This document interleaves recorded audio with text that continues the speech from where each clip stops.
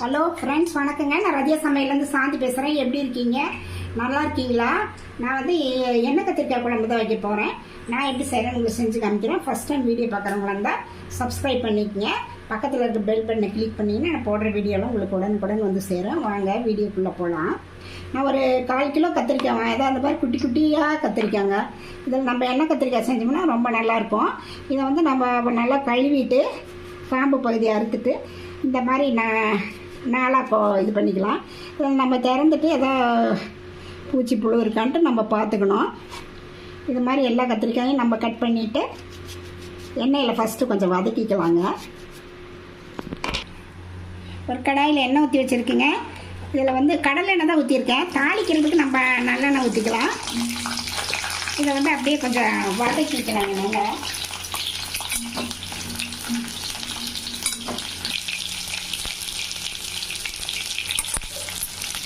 பாருங்க, கத்திரிக்காய் முன்னாடி இருந்ததுக்கு இப்போ உங்களுக்கு வித்தியாசம் தெரியும்.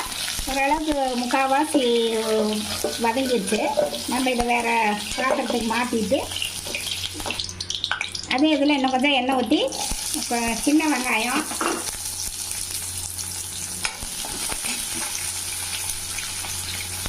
ஒரு துண்டு இஞ்சி, பூண்டு ஒரு 5 பூண்டு, வெங்காயம் கொஞ்சம் வதங்கிட்டுங்க. அரை டீஸ்பூன் வந்து ஜீரகம், மிளகு, கொஞ்சம் கருவேப்பிலை, தக்காளி ஒரு தக்காளி,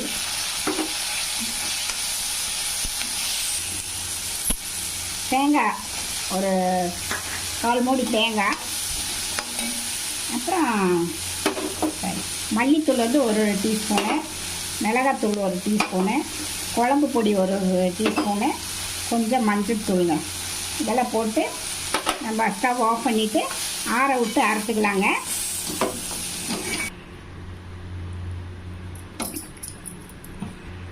இப்போ கடாயில் எண்ணெய் ஊற்றி வச்சுருக்காங்க. நல்லெண்ணெய் ஊற்றி வச்சுருக்கேன். அது ரொம்ப டேஸ்ட்டாக இருக்கும் எண்ணெய் கத்திரிக்காய் குழம்புக்கு.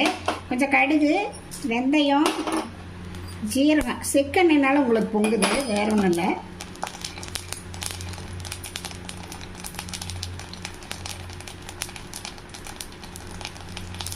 சின்ன வெங்காயம் கொஞ்சம், பூண்டு நறுக்கின பூண்டு, அப்புறம் பெரிய வெங்காயம் கொஞ்சம் பொடிச்சா நறுக்கிறேன். இது கருவேப்பிலை, இதெல்லாம் சேர்ந்து நல்லா வதக்கிக்கலாங்க. இந்த அளவுக்கு வதங்கினா போதுங்க. இந்த அரைச்ச மசாலா இதில் சேர்த்திடலாம். இதுக்கு அளவு நம்ம தண்ணி சேர்த்திக்கலாம். தண்ணி இதுக்கு ஊற்றலாம். இன்னும் கொஞ்சம் கூட ஊற்றிக்கலாம், பத்தாது. நல்லா எண்ணெய் பிரிஞ்சு வர வரைக்கும் நல்லா கொதிக்கிடுங்க. பாருங்க, எல்லாம் நல்லா பச்சை வாசனை போயிடுச்சு. நம்ம இந்த வணக்கின இந்த கத்திரிக்காயில் ஆட் பண்ணி ஒரு 2-3 நிமிஷம் கொதிக்கிட்டுங்க. கொதிச்சதுக்கப்புறம் புளி ஆட் பண்ணிக்கலாம். அளவாக உப்பு போட்டுக்கலாங்க.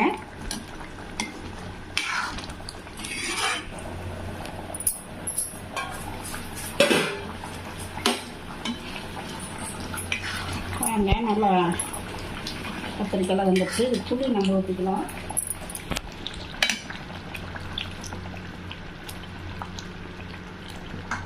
இது கொஞ்சம் புளி தூக்கலாக தான் இருந்தால் தான் நல்லாயிருக்கும்.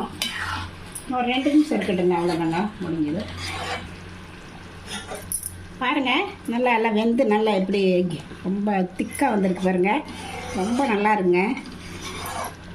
நீங்களும் இந்த மாதிரி ட்ரை பண்ணி பார்த்துட்டு ரதியா சமையலுக்கு எப்படி இருக்குன்னு சப்ஸ்கிரைப் பண்ணுங்கள், லைக் பண்ணுங்கள், ஷேர் பண்ணுங்கள். அடுத்த வீடியோவில் வேறு ரெசிபியோடு சந்திக்கிறேன். வணக்கங்க.